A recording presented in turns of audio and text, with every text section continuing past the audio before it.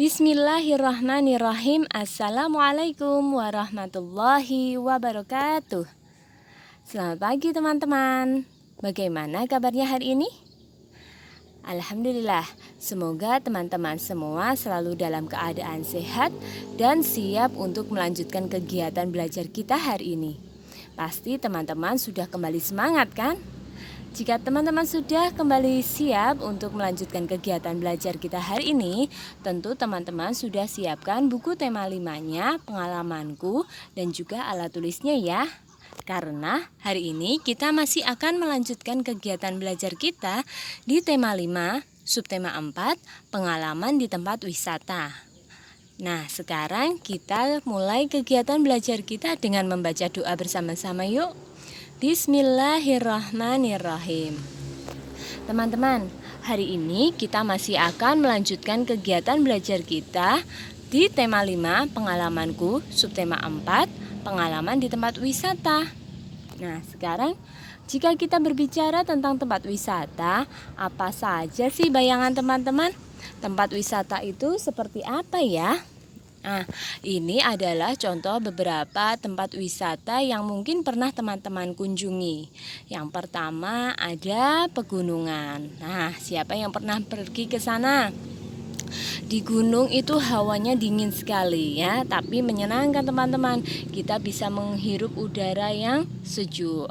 Kemudian ada tempat wisata yang berupa tempat sejarah. Kalau di sini dicontohkan dengan Candi Borobudur. Nah, di sini kita bisa menambah pengetahuan kita tentang terbentuknya Candi Borobudur dulu awalnya seperti apa begitu ya.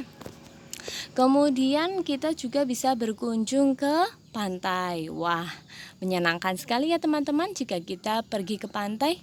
Kita bisa bermain ombak, kita bisa bermain pasir. Di sini juga suasana segar sekali, anginnya tertiup sepoi-sepoi. Pokoknya senang sekali jika kita bisa berkunjung ke sana.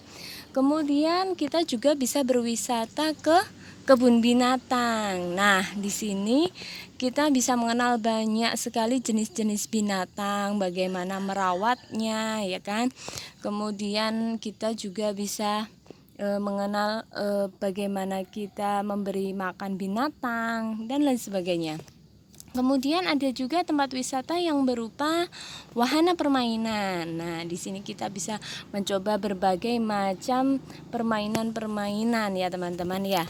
Oke, sekarang kita akan kembali melanjutkan kegiatan belajar kita di subtema 4 tentang pengalaman di tempat wisata. Kita mulai buka bukunya halaman 188. Pembelajaran 3 subtema 4 di tema 5. Sudah ketemu bukunya? Nah, kita buka halaman 188 ya teman-teman. Kita mulai yuk. Benny bersama keluarga pernah berwisata. Berwisata mengunjungi Pulau Komodo. Pulau Komodo berada di Kabupaten Manggarai Barat. Kabupaten tersebut berada di Provinsi Nusa Tenggara Timur. Di sana terdapat banyak komodo. Komodo pemakan daging, seperti daging kambing atau daging unggas. Coba teman-teman amati. Di sini terdapat sebuah habitat asli ya, tempat habitat aslinya komodo. Dan di sampingnya terlihat seekor komodo sedang makan kambing. Nah, karena komodo ini pemakan daging, dia hanya bisa makan yang berupa daging-daging saja ya teman-teman, seperti daging kambing atau daging unggas. Dari pengamatan ini teman-teman bisa membuat pertanyaan ya yang sesuai dengan gambar. Guru memberikan contoh, misalnya pertanyaan yang berupa apa makanan komodo. Nah, jika pertanyaan tersebut diawali dengan kata tanya apa, maka yang ditanyakan menunjukkan benda atau sesuatu hal. Apa makanan komodo? Jawabannya teman-teman sudah tahu. Makanan komodo adalah daging. Kemudian jika pertanyaan tersebut diawali dengan kata tanya di mana. Di mana itu adalah kata tanya yang menunjukkan atau menanyakan tempat. Jadi jika pertanyaannya seperti ini, di mana kita bisa menemukan banyak komodo, Berarti pertanyaannya menanyakan sebuah tempat. Jawabannya adalah di Pulau Komodo. Nah, jawabannya kita bisa menemukan banyak komodo di Pulau Komodo. Begitu ya teman-teman ya. Baik, sekarang sebelum kita lanjutkan kegiatan belajar kita hari ini lagi, kita akan mendengarkan sebuah lagu dulu teman-teman. Judulnya adalah Desaku. Lagu Desaku ini diciptakan oleh Elmanik. Seperti apa lagunya? Atau mungkin teman-teman sudah pernah mendengar? Nanti teman-teman bisa ikut bernyanyi ya. Yuk kita dengarkan dulu.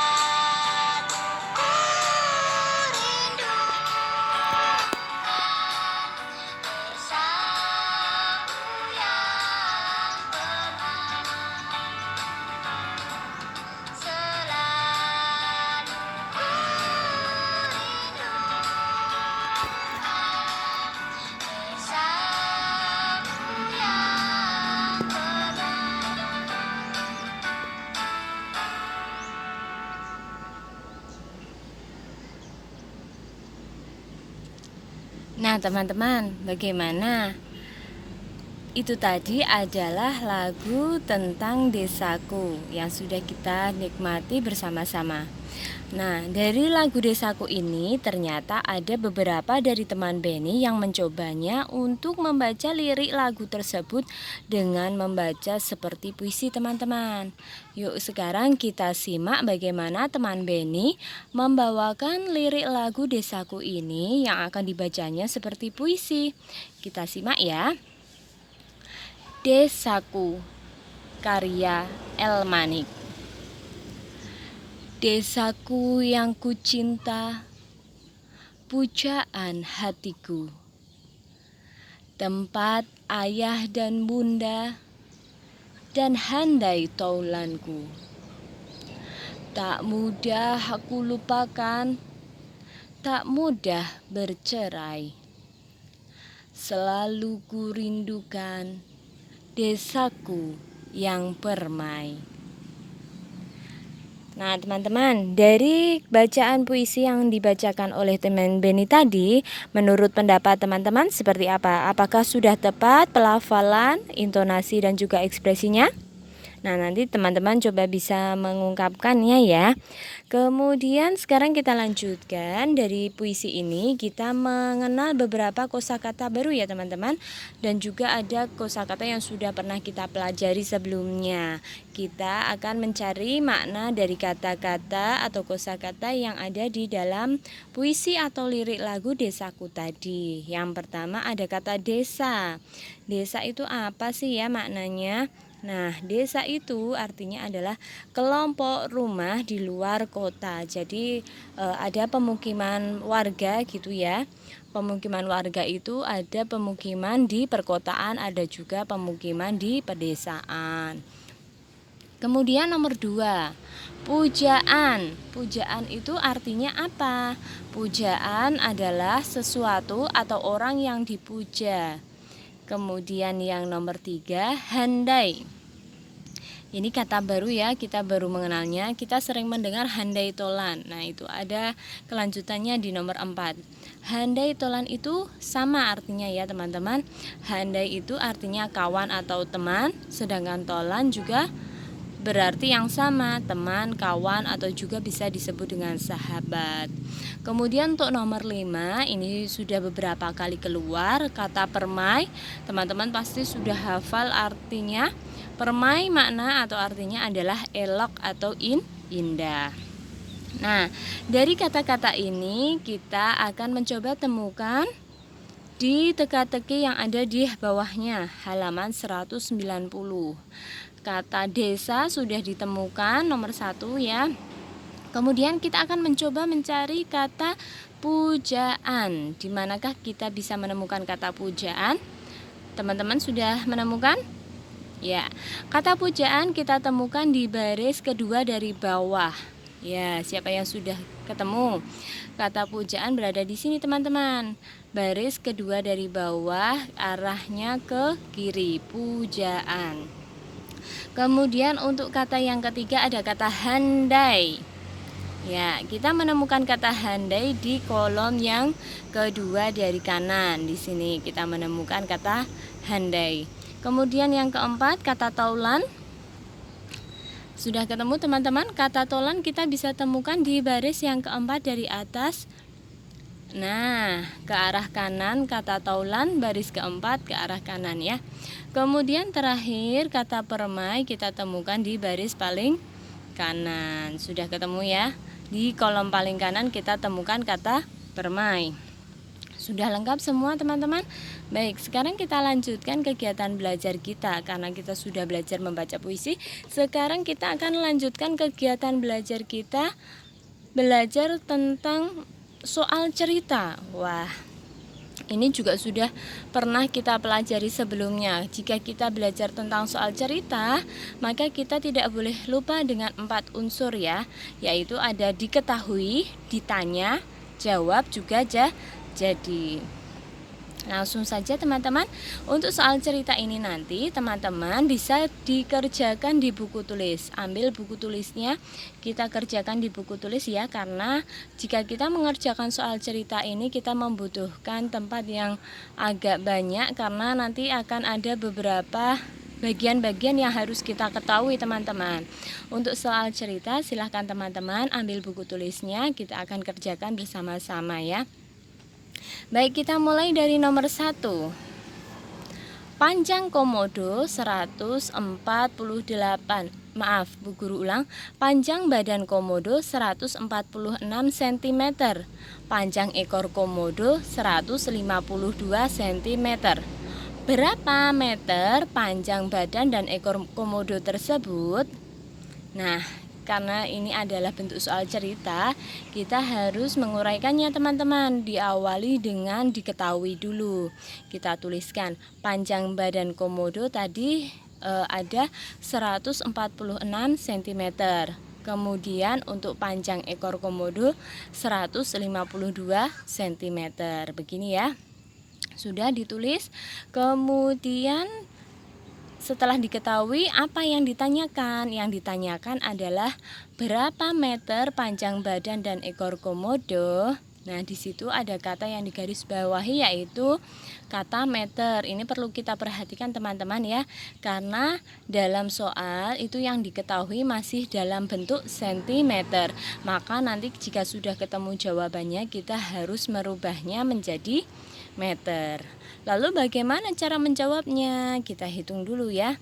Cara menjawabnya adalah panjang badan ditambah dengan panjang ekor. Tadi sudah diketahui panjang badannya 146 cm, kemudian ditambah dengan panjang ekornya 152 cm. Kita hitung dulu teman-teman. 146 ditambah dengan 152, kita jumlahkan ya. 6 tambah 2, 8. 4 tambah 5, 9. 1 tambah 1, 2. Jangan lupa ya, jika kita menghitung dengan cara bersusun seperti ini, kita menghitungnya dari mulai satuannya terlebih dahulu. Nah, sudah ketemu, jawabnya adalah 298 cm. Ini masih dalam bentuk sentimeter teman-teman. Padahal yang ditanyakan adalah berapa meter panjang badan dan ekor komodo. Yang ditanyakan dalam bentuk meter, maka kita harus merubahnya dulu dalam menjadi satuan meter. Dari sentimeter menjadi meter itu adalah dibagi 100 caranya ya. Kita hitung dulu dengan cara memberi tanda coret. Nah, kita coret angka nolnya, angka 100 ini. Kemudian di bilangan yang sebelah kiri, karena tidak ada angka nolnya, kita bantu dengan tanda koma. Nah, seperti ini. Kemudian kita coret lagi angka nol yang ada di bilangan 100. Kemudian kita ajukan tanda koma yang ada di bilangan sebelumnya. Nah, seperti ini. Jadi 298 dibagi 100 hasilnya adalah 2,98 ya. Jadi panjang dari 298 cm dirubah menjadi meter, hasilnya adalah 2,98 meter. Setelah ketemu jawabannya teman-teman, ketika kita mengerjakan soal cerita, jangan lupa kita beri kesimpulan dengan kalimat jadi. Jadi panjang badan dan ekor komodo adalah 2,98 M. M itu singkatan dari meter ya, teman-teman bisa tuliskan M atau juga bisa tulis secara lengkap untuk satuan bakunya meter begini. Nah, mudah ya teman-teman. Sekarang kita lanjut di soal nomor 2. Komodo jantan panjangnya 314 cm. Komodo betina panjangnya 298 cm. Berapa sentimeter panjang kedua komodo? Karena ditanyakan berapa sentimeter panjang kedua, berarti ini nanti caranya adalah panjang komodo jantan ditambah panjang komodo betina. Kita tulis dulu mulai dari diketahui teman-teman. Panjang komodo jantan adalah 314 cm. Kemudian panjang komodo betina 298 cm. Ini nanti yang akan kita hitung, jadi kita tulis dulu. Kemudian yang ditanyakan adalah berapa sentimeter panjang kedua komodo. Ini juga ditulis. Ya, sudah.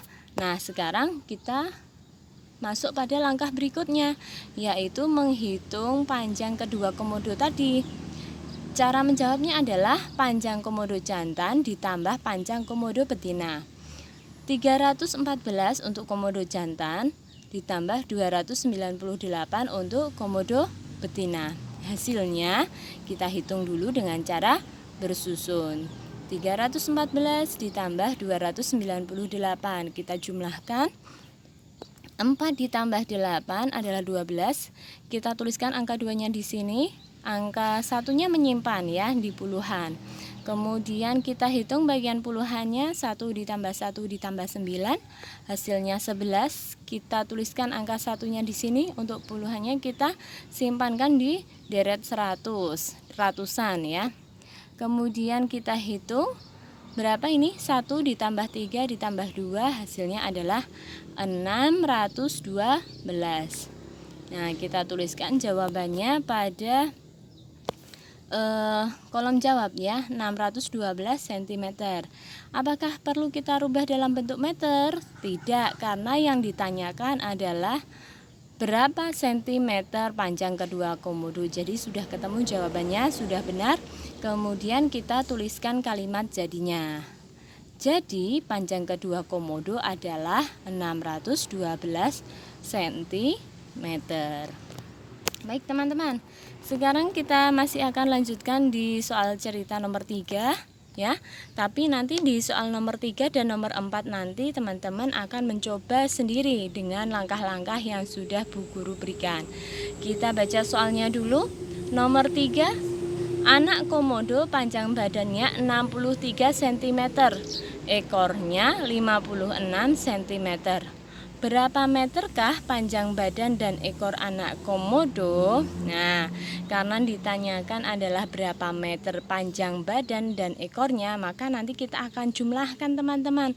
Untuk panjang badan dan ekornya kita jumlahkan. Kemudian jangan lupa perhatikan satuan yang diminta dalam pertanyaan adalah dalam bentuk meter. Kita tuliskan dulu yuk.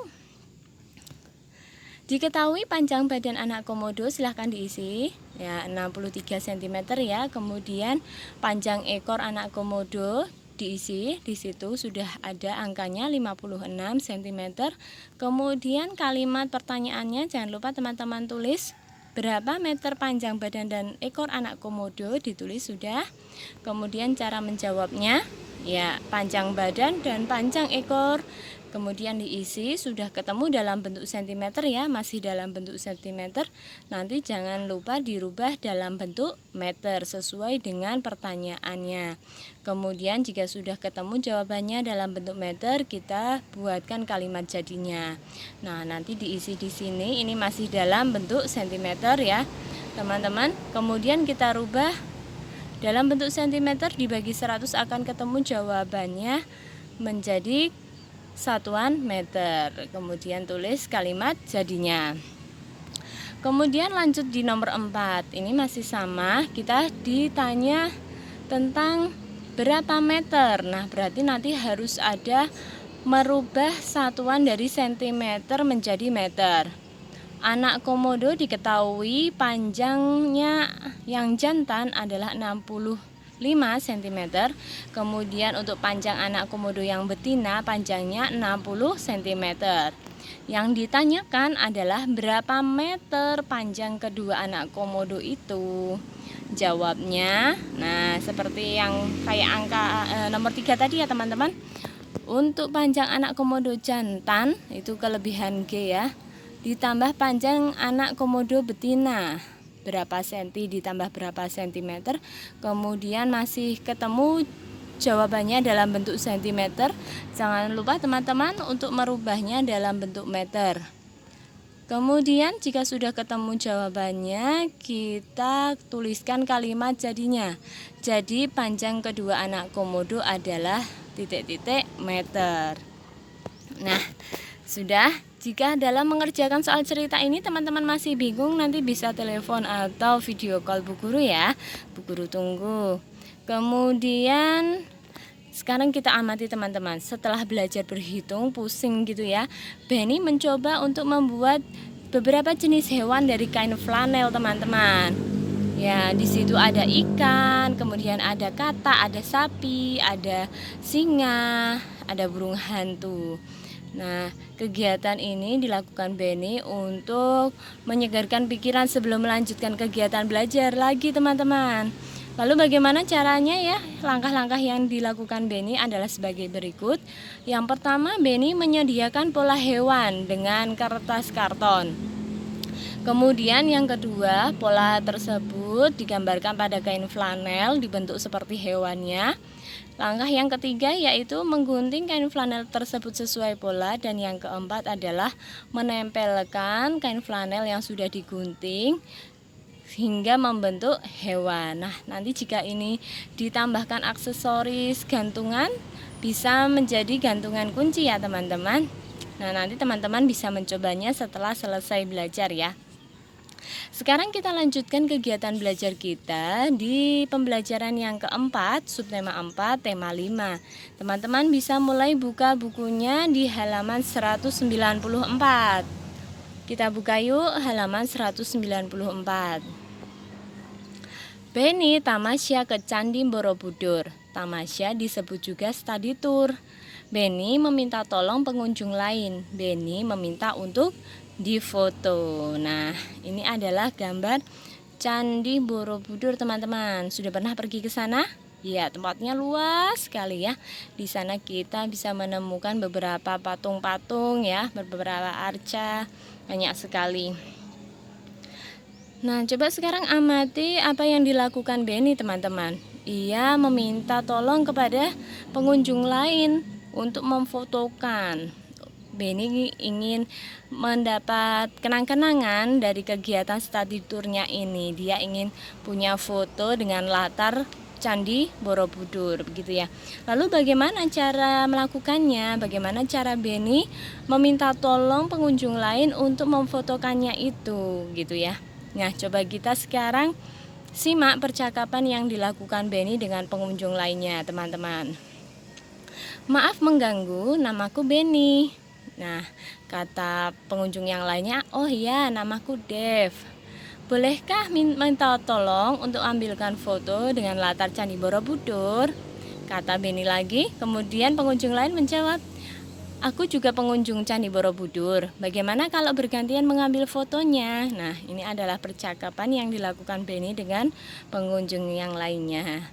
Teman-teman sudah mendengarkan bagaimana percakapan yang baru saja kita dengarkan?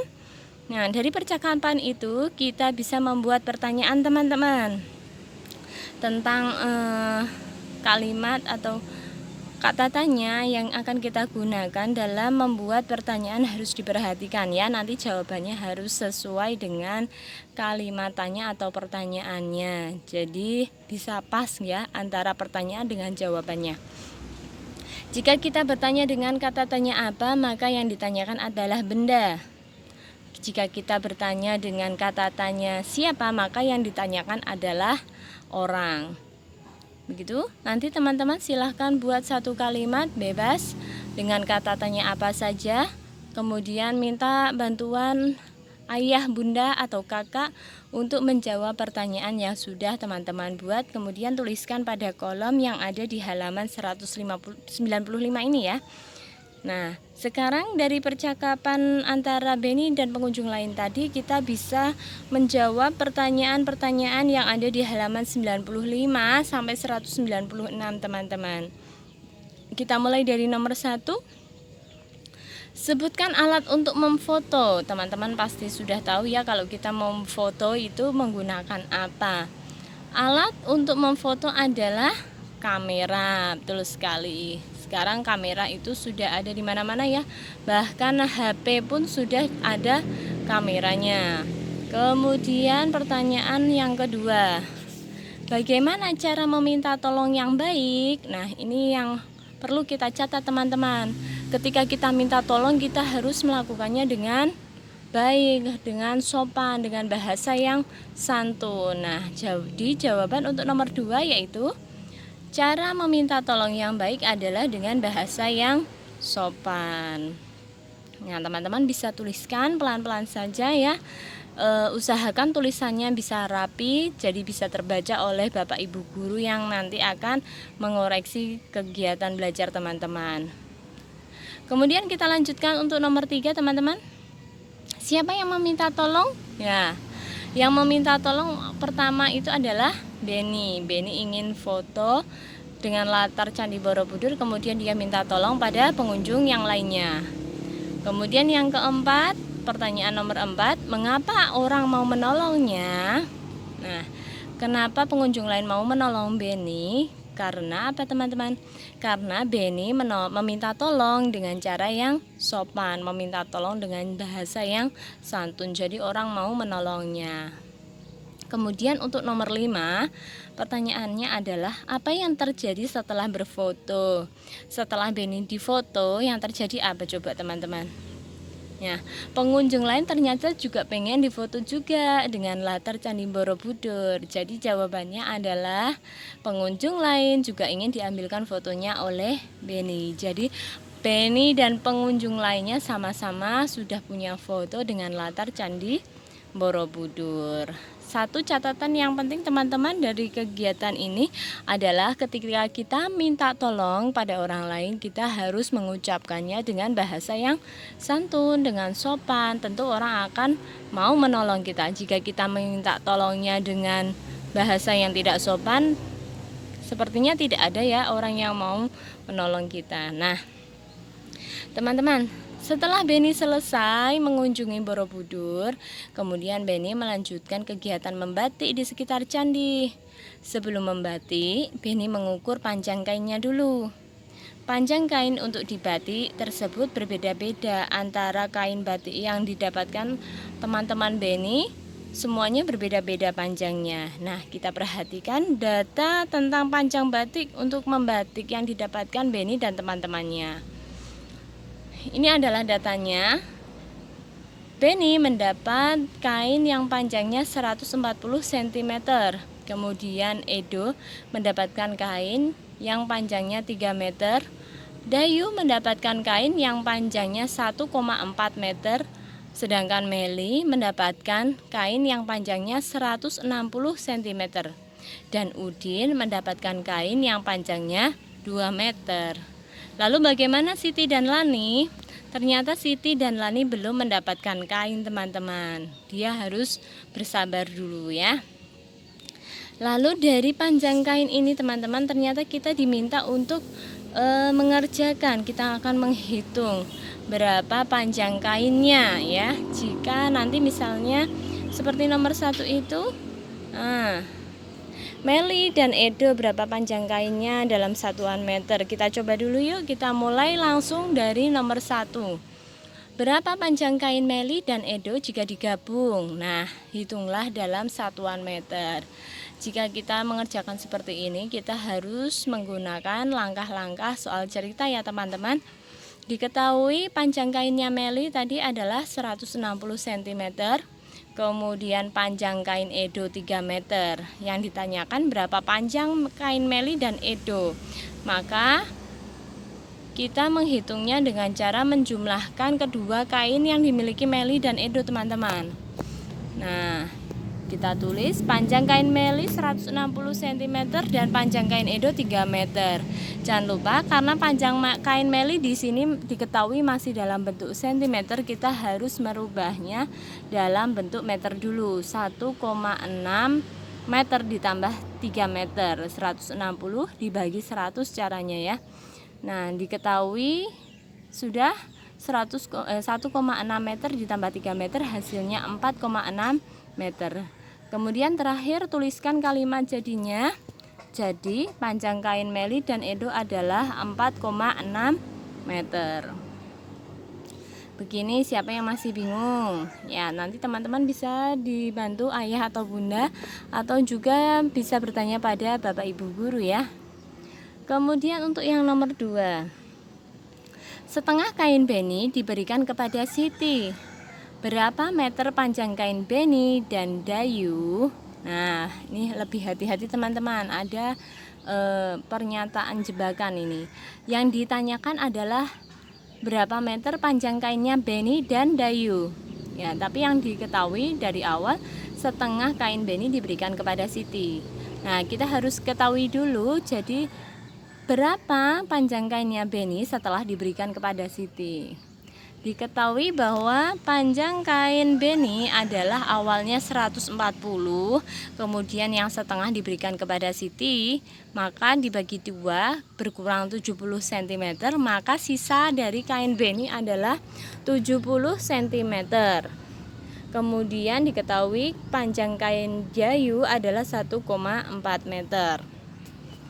Yang ditanyakan adalah berapa meter panjang kain beni dan Dayu. Ya, ingat di sini yang ditanyakan dalam bentuk satuan meter. Di situ masih ada panjang kain beni yang diketahui dalam bentuk sentimeter, nanti dirubah dulu dalam bentuk meter ya teman-teman. Kemudian cara jawabnya adalah panjang kain beni ditambah panjang kain Dayu yang 70 cm ditambah 1,4 meter, maka kita rubah dulu yang bentuk sentimeter ke dalam meter, yang panjang kainnya beni 70 dibagi 100, kita coret nolnya, kita coret juga yang sebelah kiri. Nah, kita coret nol yang ada di bilangan 100. Karena sudah tidak ada nol, maka kita bantu dengan tanda koma. Jadi 70 dibagi 100 adalah 0,7 meter. Sehingga kita bisa menjawabnya sudah dalam bentuk meter. 0,7 meter ditambah 1,4 meter, kita hitung lagi dengan cara bersusun. Hasilnya adalah 2,1 meter. Setelah ini kita tuliskan kalimat jadinya. Jadi panjang kain beni dan Dayu adalah 2,1 meter. Untuk nomor 3 dan nomor 4 nanti teman-teman juga akan mencobanya sendiri ya. Untuk soal cerita ini juga dikerjakan di buku tulis, karena ada langkah-langkah yang panjang. Jika dikerjakan langsung pada halaman 198 ini tidak akan cukup ya teman-teman. Baik, untuk nomor 3 diketahui setengah dari kain beni diberikan kepada Siti, berapa sentimeter panjang kain Siti dan Udin. Nah, karena Siti ini dikasih oleh Beni, maka kainnya Beni dikurangi setengahnya untuk Siti. Panjang kain Siti jadinya adalah 70 cm. Kemudian panjang kain Udin diketahui 2 meter. Jika kita rubah menjadi cm, maka menjadi 200 cm. Di sini kita rubah sekalian dalam bentuk satuan cm sesuai pertanyaan yang diminta. Yang ditanyakan adalah berapa sentimeter panjang kain Siti dan Udin. Ya, nanti ini yang akan kita cari jawabannya. Jadi cara menjawabnya, panjang kain Siti dalam bentuk sentimeter sudah, ditambah panjang kain Udin sudah dalam bentuk satuan sentimeter juga. Sudah ketemu jawabannya. Nanti tinggal kita isikan pada kalimat jadi juga ya. Jadi panjang kain Siti dan Udin adalah titik-titik sentimeter.